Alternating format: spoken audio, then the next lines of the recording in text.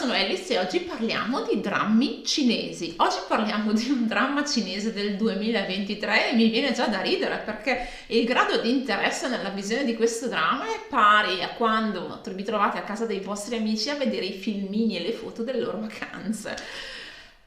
Partiamo. Allora, il titolo di questo drama è Love Me, Love My Voice. Ed è un dramma che riesce a protrarsi per 33 episodi senza che succeda nulla. E non scherzo, non succede veramente niente.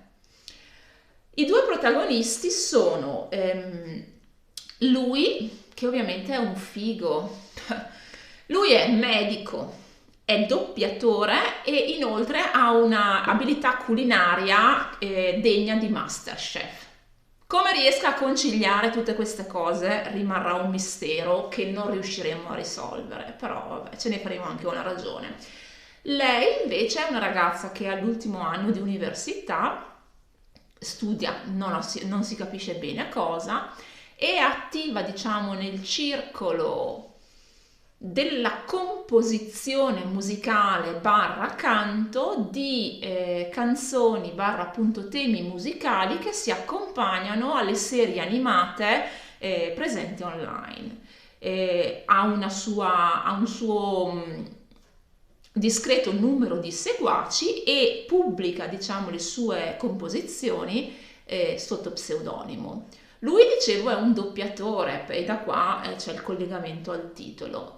Ovviamente fa parte di un gruppo di doppiatori che sono i più fighi del mondo e analogamente alla protagonista, anche lui, soprattutto considerando che ha un lavoro come appunto quello del medico, con una vita parallela da proteggere, anche lui, a differenza degli altri tre che hanno fondato appunto questo gruppo storico e super quotatissimo di doppiatori, pubblica, doppia i drammi o le pubblicità o qualsiasi altra cosa debba doppiare sotto pseudonimo, e sono veramente poche le persone che conoscono la sua vera identità. Ovviamente all'interno di questo gruppo di doppiatori lui è il più figo. Cosa ve lo dico a fare che lui è il più figo?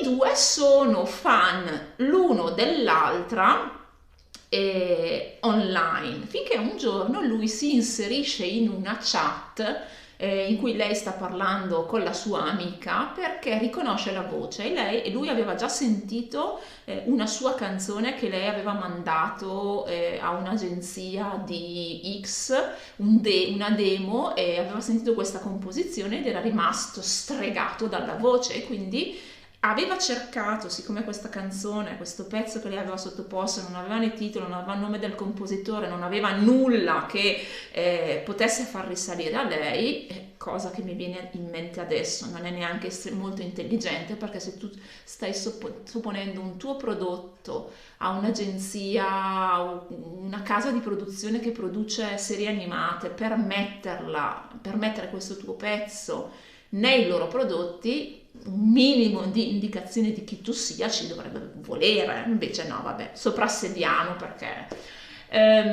dicevo, lui ha sentito questo pezzo, gliel'ha fatto sentire una cugina sua che è anche lei una cantante, soprattutto di canzoni cinesi tradizionali, che è il genere anche in cui la protagonista è più specializzata nella composizione. Dicevo, questa cugina di lui gli ha fatto sentire un pezzo e lui, dicevo, è rimasto stregato, e quindi ha cercato di raccogliere informazioni online per riuscire a risalire all'identità della cantante del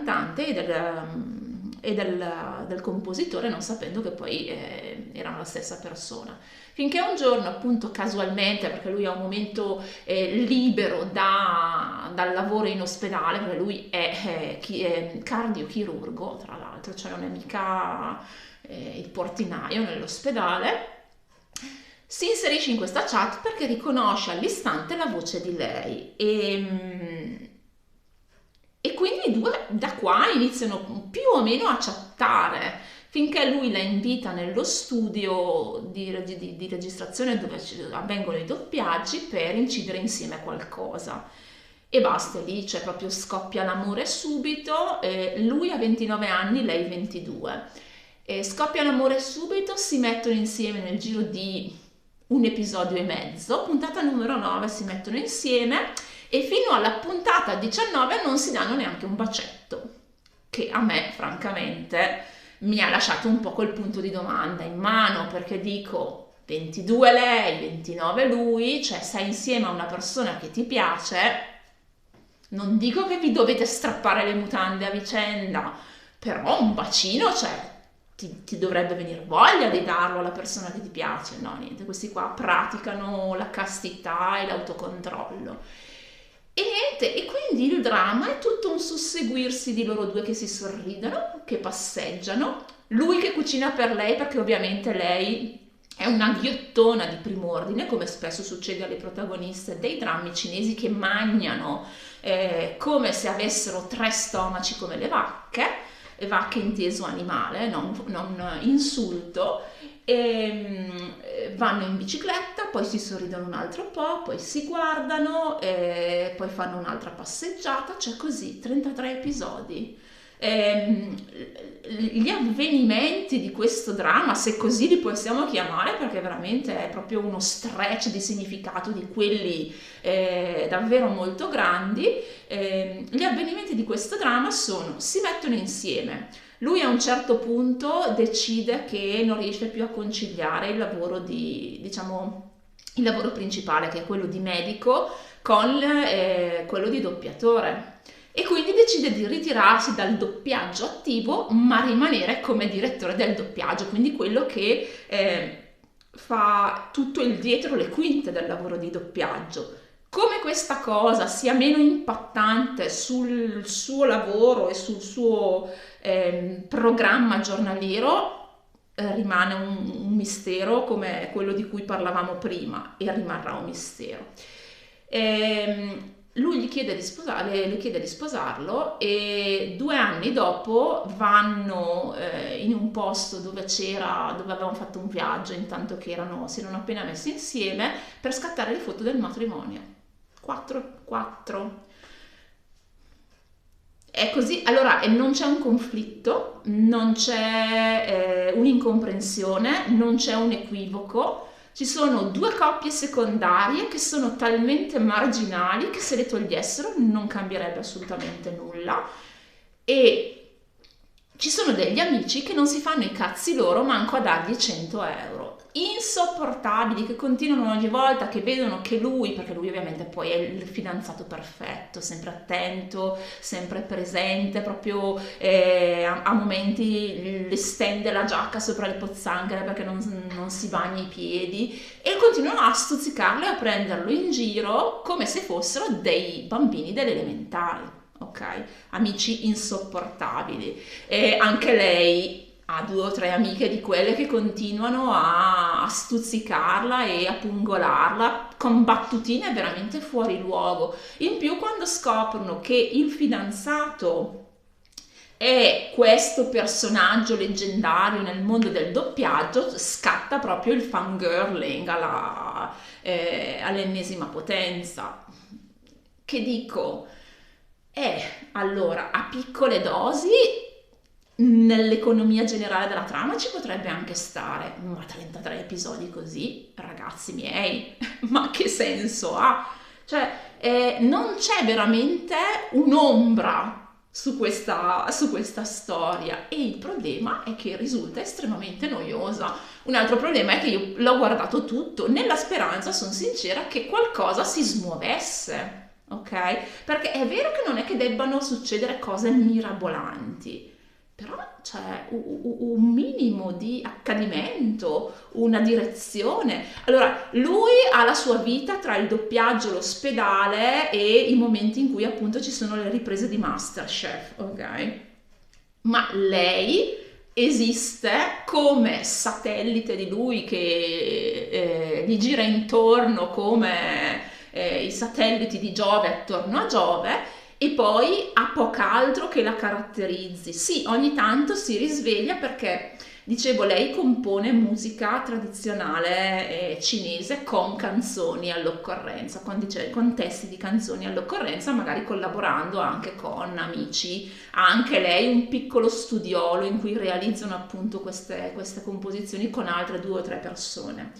E il suo nome comunque è conosciuto all'interno della community che segue questo genere di storie, questo genere di prodotti, ed ha anche una buona reputazione. Quindi quando qualcuno magari della sfera di lui la riconosce e chiede una collaborazione, allora entra in modalità indipendente, nel senso che si mette e si vede che ama quello che fa e lo realizza proprio con passione. Però è anche vero che finché non viene uno stimolo esterno a, diciamo, risvegliarla dal torpore da innamorata e da persona adorante del fidanzato, cioè lei è assolutamente come personalità inesistente. Sono carini, ma certo che sono carini, però ragazzi, dopo 33 puntate che questi qua hanno fatto la passeggiata e hanno mangiato e si sono sorrisi, e dalla puntata 19 in poi iniziano ogni tanto anche a darsi un bacetto, cioè che direzione vogliamo far prendere a questa storia? 33 puntate, non so, cioè, io sono rimasta basita dall'inconsistenza della trama, e ancor più basita sono rimasta dal fiume di lodi che leggevo sotto le varie puntate che sono presenti su YouTube. Che bello, un dramma finalmente senza dramma. Sì, il problema è che il dramma non ha dramma, ma non ha neanche trama, perché non succede nulla. E quello che succede è talmente esiguo che sembra quasi un errore piuttosto che una direzione pensata e voluta da parte dello sceneggiatore. È questo, io sono rimasta basita. Va bene se avete visto qualcosa che proprio vi ha stracciato l'anima, emotivamente parlando, e avete bisogno della tazza di cioccolata calda senza impegno per purificarvi l'umore. Ecco, allora ve lo guardate, lo mettete su magari a velocità doppia, ci può stare, però come trasporto emotivo, come valore di storia, per me, cioè, non classificabile, cioè non succede nulla. Il tema del doppiaggio è anche interessante, perché soprattutto per i drammi cinesi, cioè i doppiatori, il lavoro del doppiatore è molto importante, perché tanti attori che recitano in drammi, anche quelli che magari io ho recensito in passato, quindi cioè non cose di nicchia, sono spesso doppiati da professionisti. Cioè il lavoro del doppiatore è un lavoro davvero molto significativo, perché l'inflessione della voce, il tono, il modo in cui si dicono le cose cambia molto la percezione del messaggio. E in Cina in particolare c'è questa, come la possiamo chiamare, tradizione in un certo senso, c'è questo, sì, tradizione chiamiamola, che vuole che spesso gli attori vengano doppiati, cioè anche attori madrelingua cinesi, non attori stranieri che magari recitano in un cinese orrendo, cinese mandarino orrendo, e quindi non si capisce quello che dicono e c'è la necessità che un madrelingua intervenga. No, vengono doppiati anche in madrelingua, questo perché spesso la Cina, lo sappiamo, è una nazione molto vasta, e quindi le inflessioni delle varie zone tendono a farsi sentire se un attore non ha magari la formazione perfetta nella dizione. Adesso ogni tanto qualche attore cerca un attimino di svicolarsi, ecco, da questo legame con il doppiatore, ma più che altro perché diventa anche un'affermazione del lavoro che si fa più completa, ok?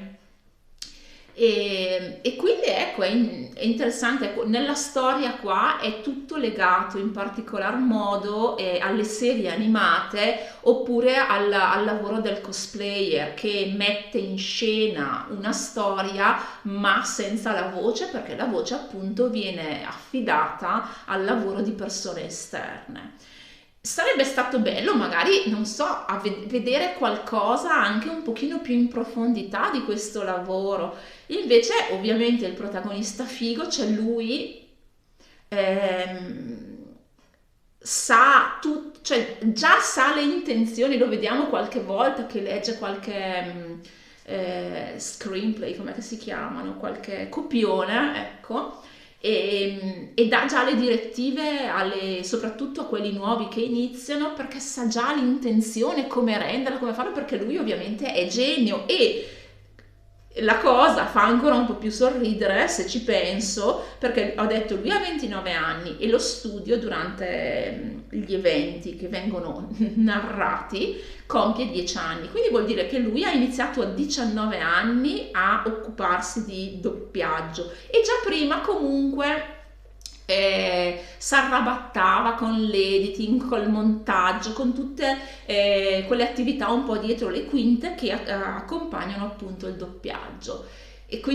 Però nel frattempo è anche diventato medico. Cioè, ripeto, cardiochirurgo, non l'autista dell'ambulanza, ok? Che deve guidare.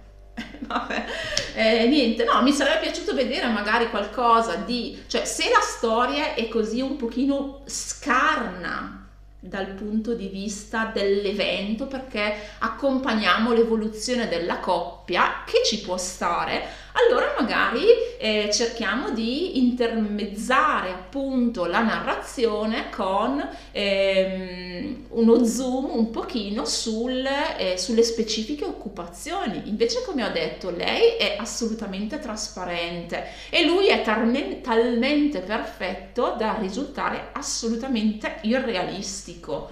Carini sì, però picchi di glicemia come se non ci fosse domani. Quindi per me, sinceramente, salvo, ripeto, come drama, tirami su quando ho bisogno proprio di una dose massiccia di zucchero, altrimenti no, non vale la pena neanche di investire il tempo, perché non ha sostanza. Ecco. Se l'avete visto, ditemi cosa ne pensate anche voi, magari sono l'unica che ha questo pensiero bizzarro riguardo a Love Me, Love My Voice. Io direi che mi posso fermare per oggi, vi auguro buona giornata e alla prossima. Ciao!